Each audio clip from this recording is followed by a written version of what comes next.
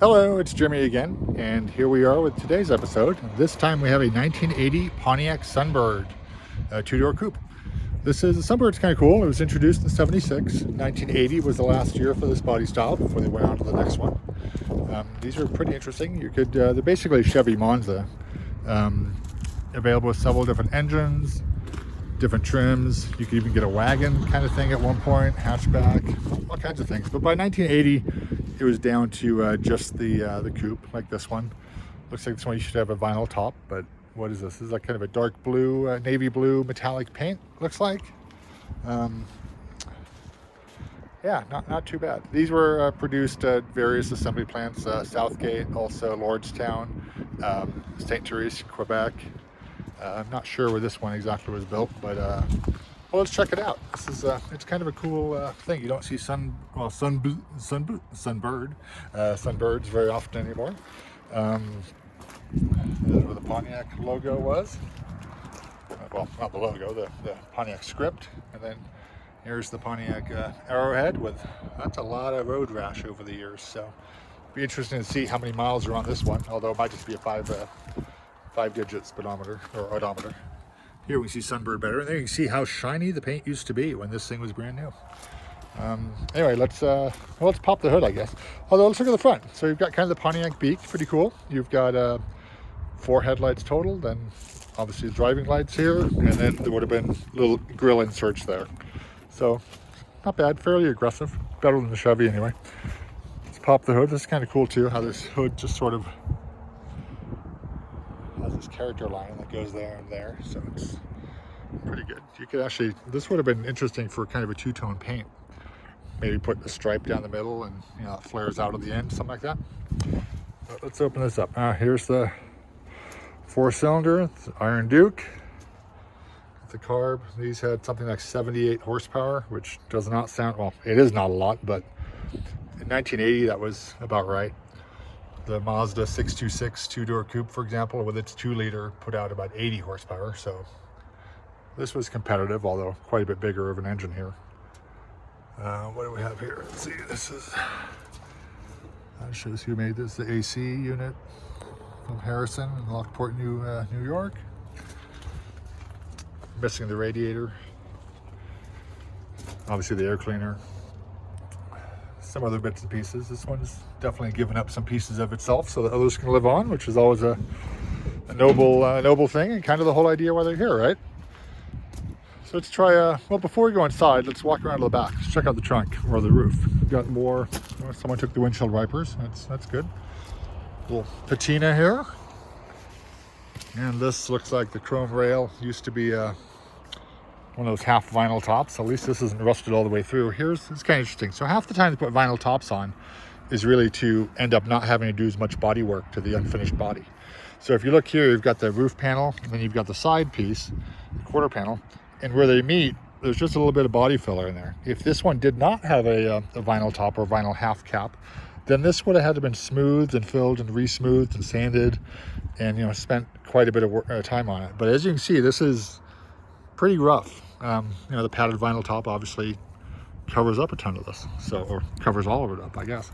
And then this is just basically a sheet metal edge right here, a little padding in there, and then the inside window with a chrome surround. And you can see where the chrome strip was on, obviously tied into the back here, this chrome strip also. So it's kind of interesting, but that's how vinyl tops work. At some point I'll show you one where the vinyl top is just completely rotted out the roof, because that's really what vinyl tops end up doing, is trap moisture, and man, the whole roof can just be gone. But fuel filler is gone. Someone took the fuel tank, I guess.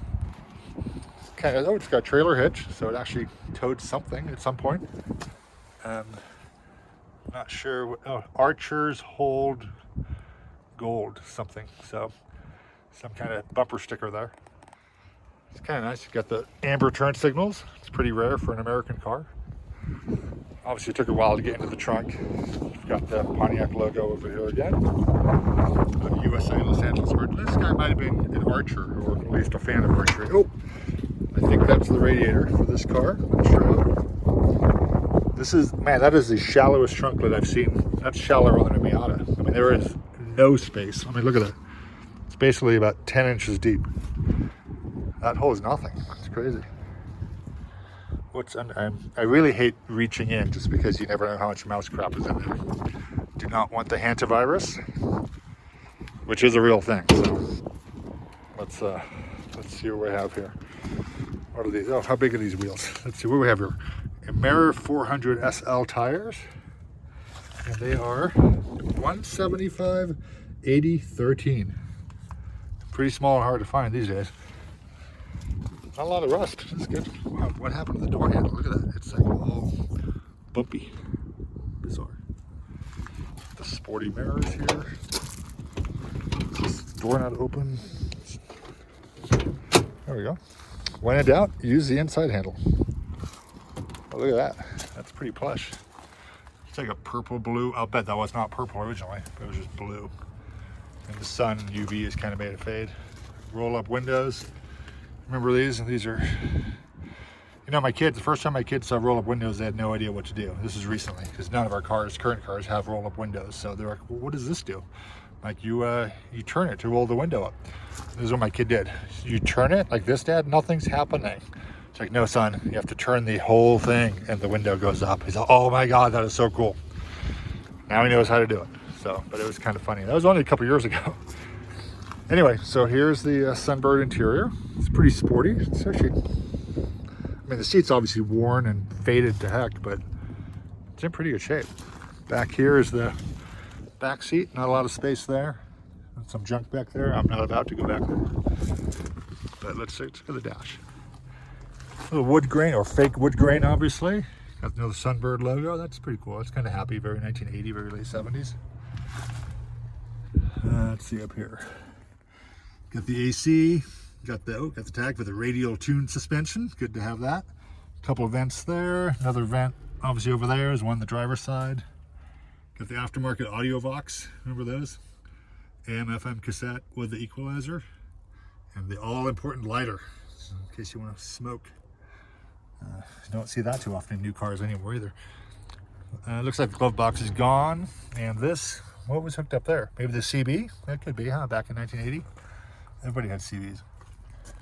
But you had obviously a 4-speed, 5-speed, probably a 4-speed for a Pontiac. Too bad there's no knob. And let's see, what's the headlight? Oh, look at that. It's like button tufted. Actually, he's got thumbtacks in there because this is a typical GM falling down headliner. The glue would go and the whole thing would just pop down. Let's go to the driver's side so we can look at the gauges and see what else is going on there. So we'll walk back around the car this way and see what we have. I kind of like this little Pontiac. I mean, it's obviously beat to hell, but it's made it this far. It's not bad. 41 years. Now here's the VIN. So let's see. Manufactured in May 1980. And the rest of it's not really readable. Sorry. Anyway, so here we go. We got the 3-spoke wheel, sporty, with the wood grain on there too. Got the washer wiper, lights down there. Got one of these this sort of a, I call this a dashboard of sadness. You've got a speedometer that goes to 85 miles an hour. That's federally mandated. And then you have a giant gauge for the fuel. And then you have 2 little gauges, but they're not gauges. They're just blanks. So kind of reminds you that you did not spring for the cool options, but at least you know if you're running out of gas. How many miles are on this? 45,618, but there's at least a 1 in front of that and maybe even a 2. Oh, this is a body by Fisher, who built all of GM's bodies back then, or the Fisher plant anyway. I don't want to touch it. Like I said, the 3-spoke wheel, mirrors up there. The sun visors are peeling apart. But hey, this is not bad. This is pretty sporty back in the day. And I can see people buying these. Obviously they did. This one got sold. So anyway, that's it. That's the 1980 Pontiac Sunbird. Again, if you liked what you saw, please hit subscribe and like, and maybe even leave a comment. I do respond to comments. So thanks a lot, and we'll see you next time. Bye-bye.